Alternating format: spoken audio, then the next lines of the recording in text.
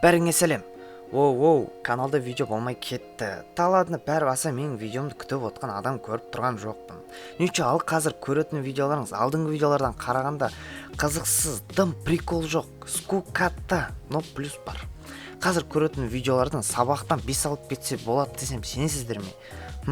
Енді шлей сабақ, барлық сабақтардан демеймін. Енді осы тақырыпты өтетін болсаңыздар, сіздер easy 5 алып кетуге болады. Прикинь, короче, не түсіндіре берем, мен маскамды киейін де видеомды бастайын.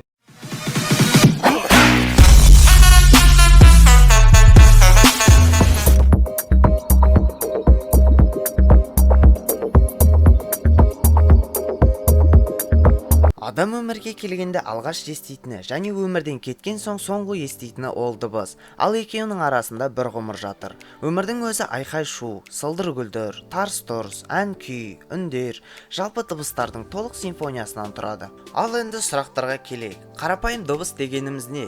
Дыбысты көруге бола ма? Дыбыстан адам қайтыс болуы мүмкін бе? Дыбыс арқылы көруге бола ма? Құлақтың көмегінсіз қалай дыбысты естуге болады?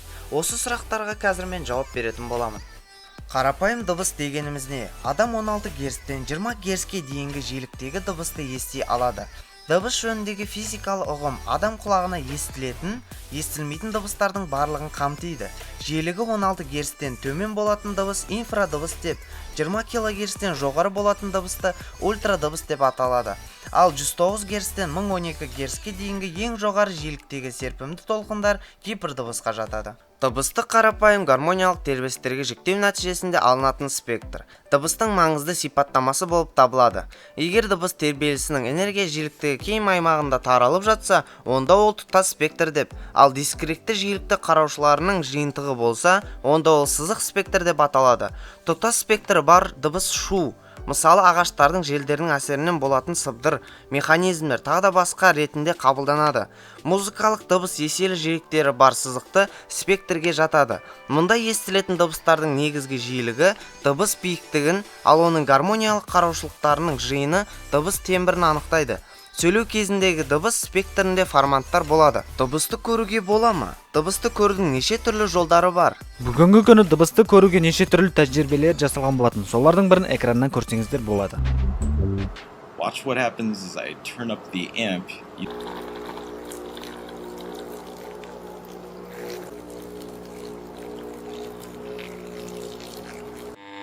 Higher frequencies work as well, but seem to require a bit more amplification.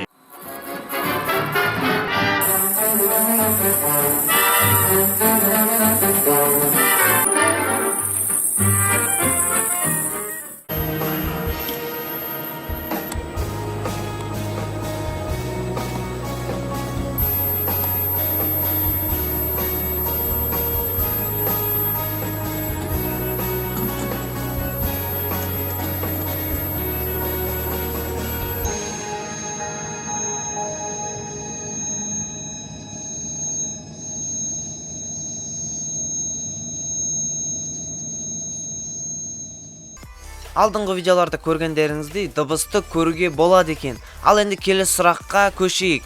Дыбыстан адам қайтыс болуы мүмкін бе? Әрине, адам дыбыстан қаза табуы мүмкін. Оған мысал соққы толқындар. Ауадағы жарылыс кезінде түзілген ыстық газ дыбыс жылдамдығынан жылдам таралады. Бұл айналадағы ауаны жан-жаққа таралуға мәжбүрлейді. Ыстық ауа жолынан кетіп үлгермегендіктен тығыздалады. Жоғары қысымдағы ауамен тығыздалған сыртқы босап шығады. Денелердегі қысымы жылдам өзгеруіне жарылысқа немесе қатты дыбысқа әкелуі мүмкін. Иә, түсіндім. Ал енді дыбыс арқылы көруге бола ма? Дыбыс арқылы көруге болады. Ол қалай? Мысал ретінде жарғанаттарды алайық. Қараңғы жерде жемтігін дәл ұстай алады. Неліктен? Жарғанаттар тілдері немесе ауыздары арқылы ультрадыбыс шығарады. Дыбыс объектке немесе жемтігіне шағылады да қайтадан оралады. Физикадан қарапайым формуласын ескеріп жүрейік. Жолды табу үшін уақытты жылдамдыққа көбейту керек. Яғни уақытты екіге бөліп, дыбыс жылдамдығына көбейту керек. Осы әдісті жарғанаттар қолданады. Ал енді құлақтың көмегінсіз қалай дыбысты естуге болады? Соған жауап берейік. Бұған бір мысал атақты композитор Бетховенді алайық. Бетховен соңғы симфониясын жазарда құлағы естімеген болатын. Бірақ ол қалайша жазып кетті? Ол тісімен тыңдайтын. Ол таяқтың бір ұшын райлыға қойып, ал екінші ұшын тісімен қысып отырған. Осылайша дыбысты ішкі құлағы арқылы естіген болатын.